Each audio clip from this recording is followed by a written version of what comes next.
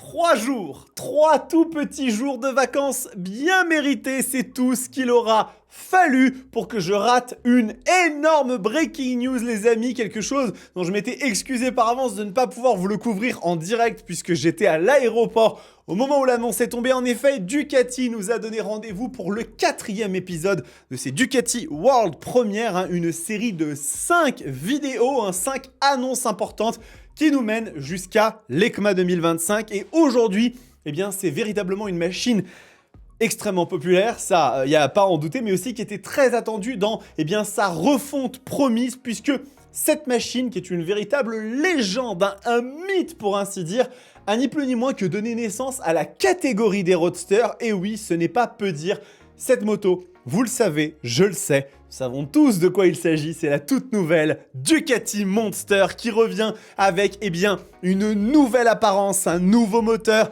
technologie, châssis, beaucoup de choses à dire sur la résurrection de cette icône absolument mythique qui n'avait pas convaincu à l'unanimité lors de sa dernière évolution. Et nous allons voir aujourd'hui, après le reveal à 16h, j'étais à l'aéroport, donc malheureusement je ne pouvais pas vous couvrir ça, ce qu'il en est. Bonjour à toutes et à tous et bienvenue dans cette édition Alerte News de Moto Bistro, votre émission consacrée à l'actualité du monde de la moto. Et donc nous allons effectivement découvrir cette nouvelle Ducati Monster, les amis. Nous sommes le 23 octobre 2025 et nous sommes actuellement à environ une dizaine de jours de l'EICMA 2025. La ferveur, l'anticipation, l'excitation commence à monter d'une façon qui est presque intenable et moi-même je trépigne d'impatience de partir à Milan et de vous couvrir comme chaque année ce salon dans toutes ses coutures, sous tous ses aspects, avec des vidéos dédiées, avec des shorts par centaines. Ça va être véritablement incroyable et j'ai qu'une seule hâte,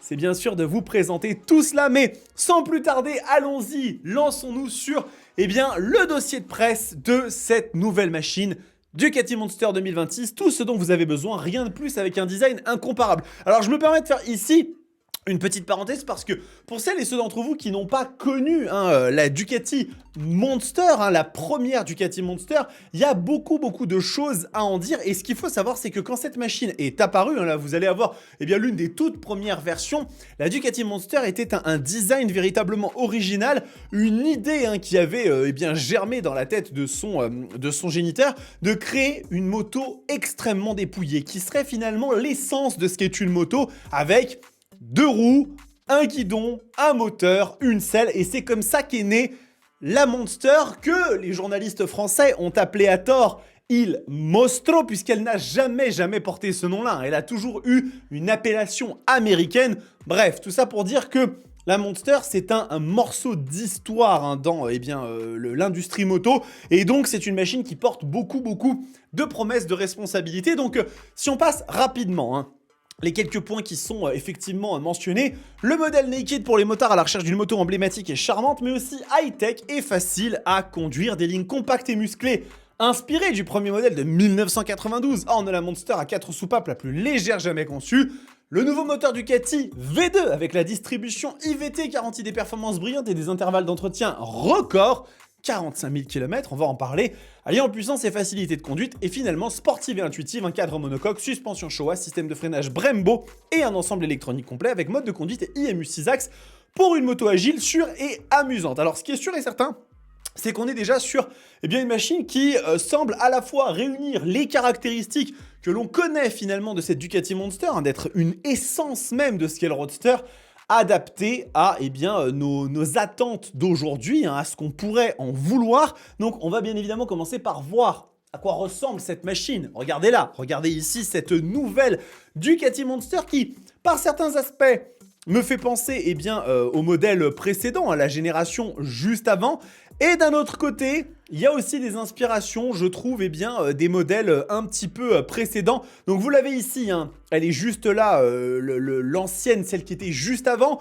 Bon, c'est vrai qu'effectivement, il y a quand même pas mal d'air de ressemblance, il y a pas mal de choses. Mais on a aussi, je trouve, ici un réservoir un peu plus échancré qui nous fait un petit peu penser à ces Monster 696 de l'époque, quelque chose qui crée vraiment une sorte de collerette comme ça, un petit peu d'échine courbée, avec une machine qui se veut toujours aussi légère, aussi fluide dans son apparence, hein. Ça reste une moto qui est profondément déshabillée, hein, telle une diva italienne qu'on aurait séduit, mais aussi assez agressive et musculeuse dans ses lignes.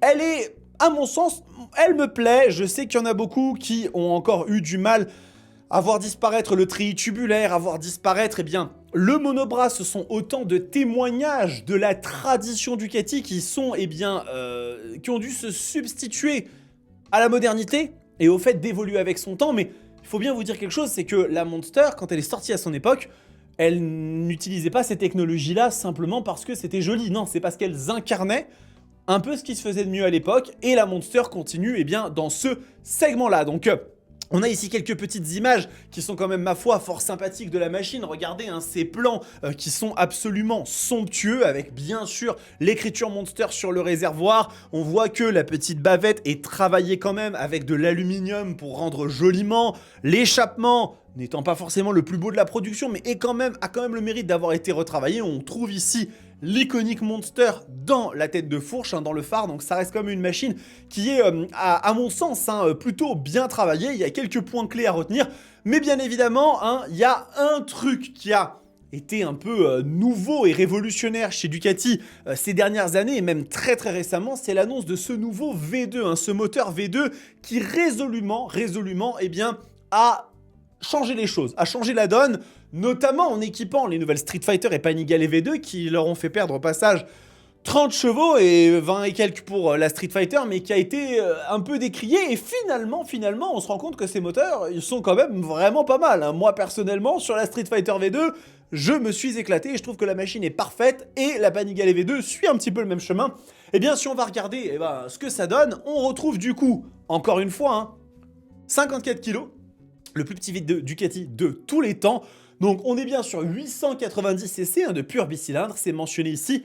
Avec seulement 54 kg, ce nouveau moteur permet au Monster de peser 4 kg de moins que la génération précédente.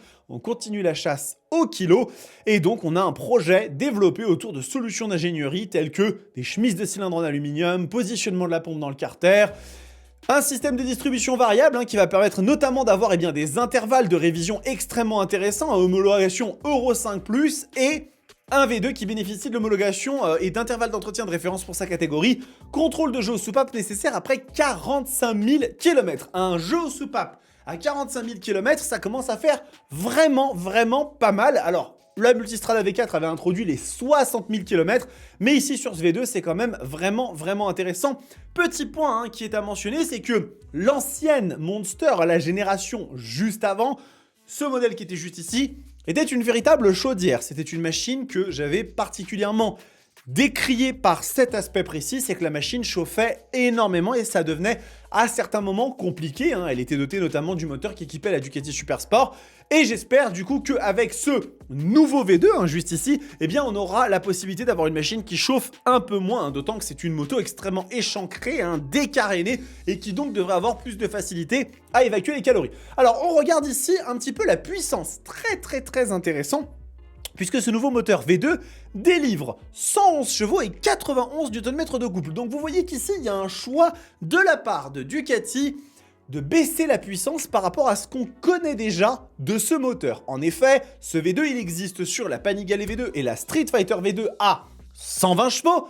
Il existe sur la Multistrada V2 à 115 chevaux.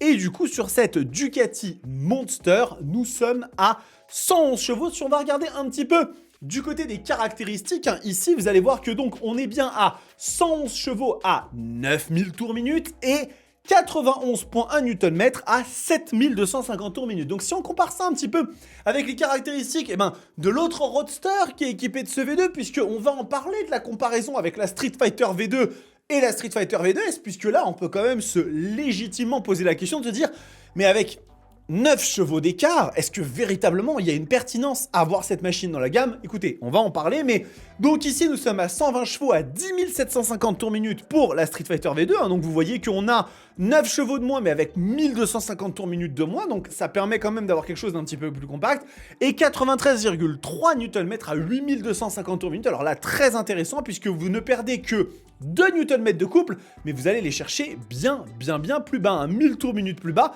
Et si on s'amuse à regarder un petit peu les courbes directement, vous voyez par exemple que sur la Street Fighter V2 à 3000 tours minute, on est quand même déjà vraiment très bien sur la courbe de couple. On est à peu près à 68-69 Nm, alors que sur la Monster, on est un petit peu plus bas. Mais encore une fois, tout ceci ne raconte pas l'entièreté de l'histoire. Il y a bien évidemment énormément de choses comme la démultiplication qui peuvent officier et du coup changer un petit peu le comportement de la machine et lui donner plus de répondants. C'est ce qu'on attend d'une Monster. Je vous rappelle, une Monster, c'est une moto qui doit un petit peu tracter à bas régime.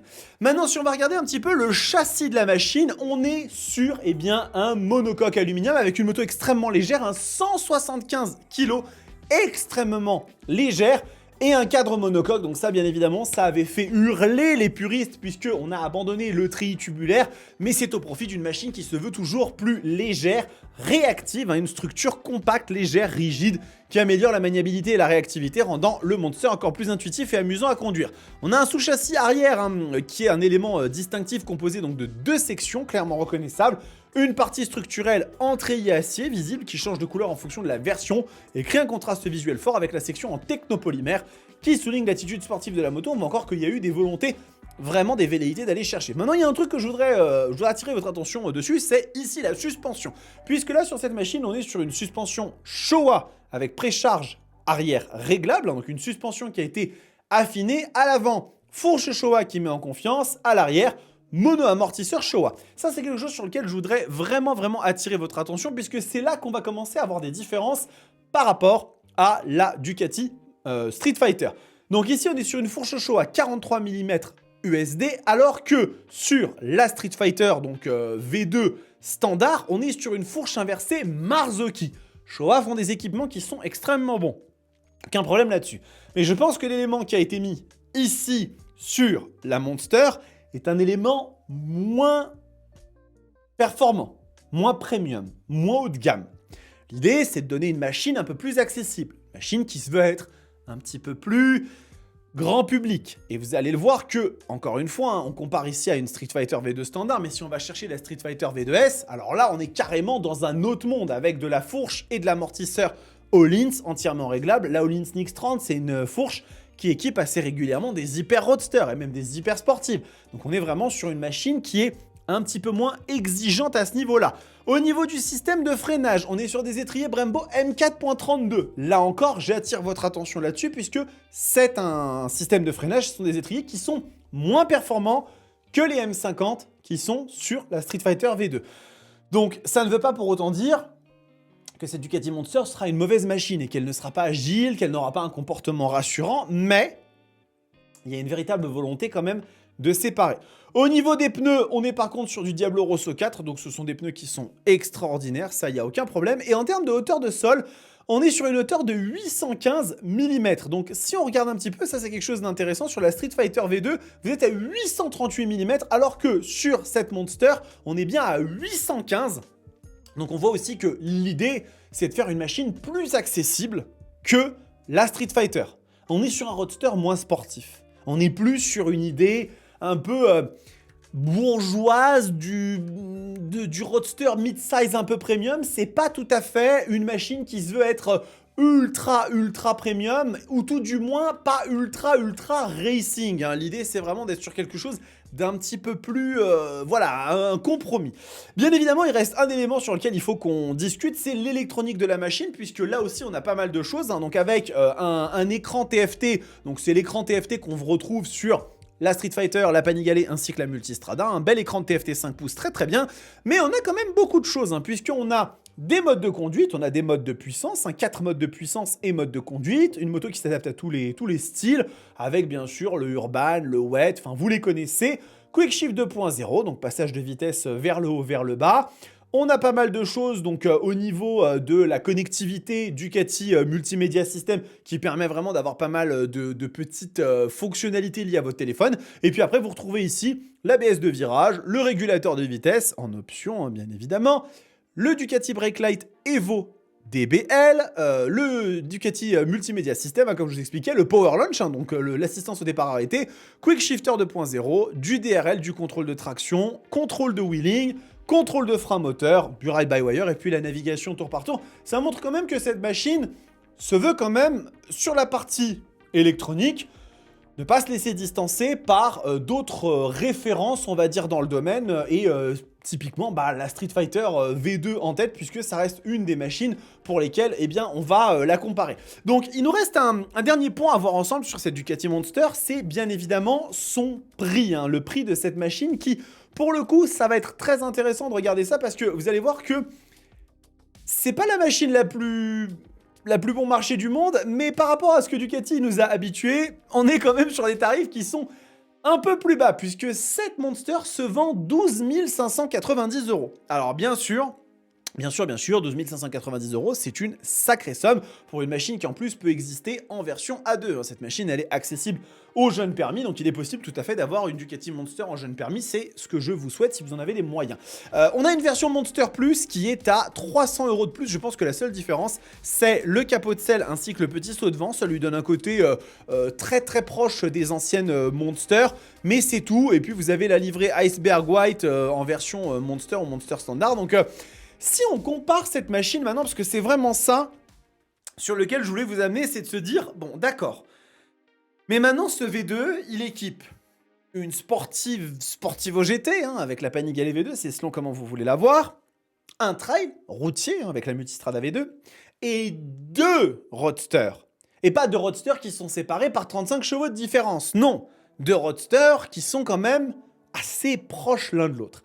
Et ben en fait, finalement, quand vous allez voir le prix d'une Street Fighter V2, et ben vous allez vous rendre compte qu'on est quand même sur un écart assez important, 15 690 €.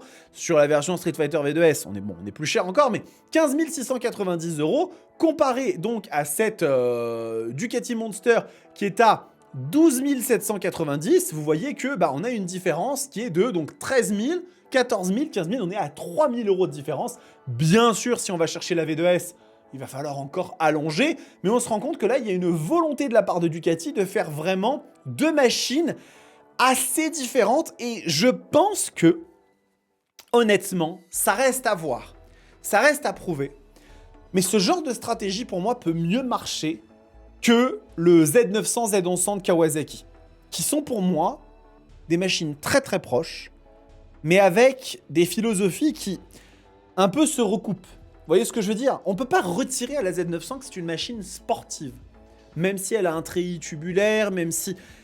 Et la Z1100, elle joue dans un registre encore plus sportif, mais avec, je trouve, soit pas assez de différence, soit un écart de prix qui est trop proche, alors qu'effectivement, lorsqu'on vient comparer la Ducati Monster avec ses équipements, sa puissance, l'absence de certains éléments premium, comme par exemple la fourche Kayaba ou Marzocchi et l'amortisseur Kayaba, ou Öhlins encore si on va plus loin, les étriers Brembo M4.32, le fait que la machine soit plus accessible, plus basse au niveau de sa selle, qu'on soit vraiment sur quelque chose de beaucoup plus sportif dans l'âme sur la Street Fighter V2, je ne peux m'empêcher de me demander si ça va fonctionner, et d'un autre côté, je me dis que ça peut marcher. Surtout quand on compare finalement cette Ducati Monster avec d'autres machines de la catégorie, comme par exemple la KTM 990 Duke, qui est une moto qui fait 123 chevaux, donc elle a plus de puissance effectivement, mais elle est à 12 949 €, donc finalement elle est plus chère que la Ducati Monster. Et encore une fois, cette machine, elle n'a pas le Tech Pack. Si on rajoute le Tech Pack, alors là, on rajoute 1000 € de plus. Et puis, on a aussi, quand on va regarder du côté de chez Triumph, parce que vous savez, c'est sur ces machines-là qu'on va un petit peu comparer. Donc, c'est pas la Speed. La Speed, c'est un petit peu au-dessus. Mais une Street Triple 765 en version RS ou version R, qui va être résolument moins chère, mais peut-être aussi avec un peu moins d'aspect, un peu techno, etc. Et ben finalement... cette Monster, elle se met un peu dans l'aspiration de tout le monde. Et d'ailleurs, il y en a une dernière, puisque vous êtes avec moi, mais je me permets quand même, la MT-09 SP, qui, il est vrai, est extrêmement bien dotée, ça reste une moto japonaise, donc avec une finition un peu moins poussée, un côté un peu moins exotique, etc., mais avec, en même temps, eh bien, les étriers Brembo Stylema, la fourche Kayaba avec les réglages complets, l'amortisseur arrière all-in, c'est de la techno, en veux-tu, en voilà, et ben on est à 13 000 €. Donc finalement, cette Monster, elle est à mon sens plutôt pas si mal placée, et je pense qu'elle peut essayer de draguer un petit peu, dragouiller les gens qui voudraient aller chercher eh bien, ces roadsters mid-size premium, mais sans forcément aller chercher ce que la Street Fighter V2 et V2S représentent, à savoir vraiment le très haut du panier, avec des machines qui ont des équipements qu'on voit souvent sur des motos beaucoup plus grosses, à l'image un petit peu de ce qu'on pourrait avoir sur une Duke 990R, qui va être vraiment dotée, vous savez, d'éléments extrêmement performants et premium. Donc, ça va être très intéressant de voir comment cette Monster se place dans le paysage de l'industrie moto. Mais en tout cas, voilà, je voulais absolument vous la présenter. Hein. J'ai raté le Ducati World Premiere. En plus, je suis dégoûté parce qu'ils nous ont fait une belle vidéo de 20 minutes. Bon, malheureusement, ça n'aura pas été pour cette fois. On a un dernier rendez-vous, les amis, c'est le 4 novembre. Mais alors là, pareil, je vous cache pas qu'il y a des chances que je puisse pas vous le couvrir. Puisque, en fait, si c'est à 16 h, ça va être au moment où je vais être en train de prendre mon avion pour partir à Milan. Mais là, il faut me pardonner, c'est pour la bonne cause. Si j'ai pas trop de boulot, si j'ai pas trop de trucs à faire, j'essaierai bien évidemment de vous proposer la vidéo en arrivant directement à mon Airbnb, hein, si la connexion, l'éclairage le permettent. Je vais pas non plus faire un truc un petit peu saccagé. Et sinon, ce sera à mon retour. Vous aurez quoi qu'il advienne dès le lendemain des dizaines de vidéos qui vont vous attendre. Et ben en attendant les amis, on se retrouve très très vite. Je pense qu'il va y avoir encore quelques annonces avant l'ECMA, mais on est dans la dernière ligne droite. Activez votre cloche de notification et avant ça, abonnez-vous si c'est pas déjà fait. Et en attendant, prenez soin de vous, kiffez vos bécanes. Ciao!